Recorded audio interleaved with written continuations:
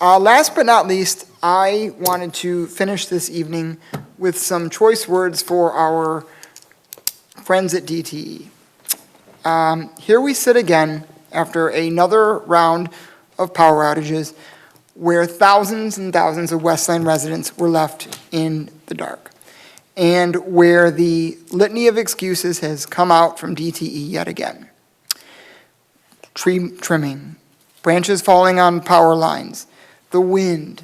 Sure, we know all those things are a problem, but the real core issue that we all face, and many of us here have faced power outages, and we know that many residents and small business owners have faced this as well. The core issue is that we hear these same excuses from DTE every single year. Last summer, the summer before last, the summer before last, and you can go back all the way to 2010 and beyond to hear these same excuses about power lines and tree branches and wind. When is enough enough from DTE? When will their PR machine stop with the spin? I want to share with you some facts about DTE. Before we can talk about what we need to do to fix the underlying problem, here's some information about DTE when you look at their corporate balance sheet and their financial statements. In 2022, so far this year, their profit was $5.92 billion. In 2021, their net profit was $5.75 billion.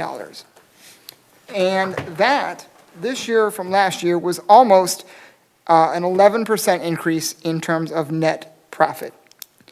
Now, I think it's fair to state that net incomes were affected by COVID for DTE, so they're going to come out and tell you that, well, their net operating income was lower even though their profits were up 11% year to date.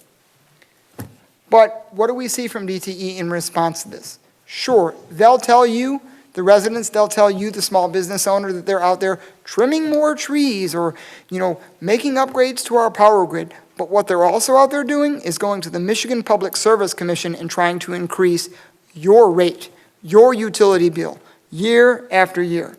In fact, thanks to some great reporting out of the Free Press by Nusrat Rahman, she had reported that DTE in 2022 this year went to the Michigan Public Service Commission and tried to get an 8.8% increase in your utility rate. And in fact, since 2010, they have gone to the Public Service Commission each year fighting for rate increases. The most recent one they got was in 2020, where they received a 4.7% rate increase, which amounts to about a $3.93 a month increase for utility users. If they get this rate increase this year of 8.8% that they're seeking, it will be about a $10 a month increase. Meanwhile, every time we ask them to trim more trees or, God forbid, bury power lines or make upgrades to our power grid or change out transformers, DTE says, well, we're doing that. Well, we've heard that for the better part of a decade, that they tell us that they're doing that. And yet we still sit here every time the wind blows, and sometimes when it doesn't, having power outages. And if it was one power outage, I think residents could understand. But you have people on this council who've had 10-plus power outages, and you have residents that don't have enough fingers and toes to count the number of outages they've had over the last decade living in their home. And what does DTE do in response to our inconvenience with these outages? Why, they offer us a lousy $25 bill credit. I'm sorry, did you only lose $25 worth of food in your refrigerator? If you had life-saving vital medications, were those only $25 worth of medications that went spoiled? If you had to leave your home and go get a hotel room, if you're somebody with a disability who requires medical equipment be powered up, was that only a $25 hotel bill or $25 worth of loss in that medical equipment? I don't think so.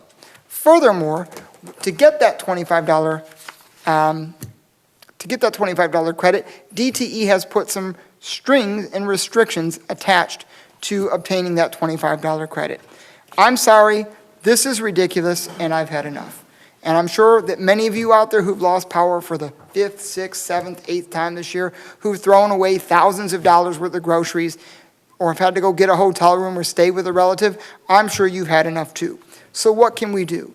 Well, number one, all of us as elected officials, whether it's your city council here, your county representatives, or your state representatives, can put pressure on DTE to make more infrastructure upgrades, burying power lines, trimming more trees, making the grid more reliable, changing out transformers before they blow.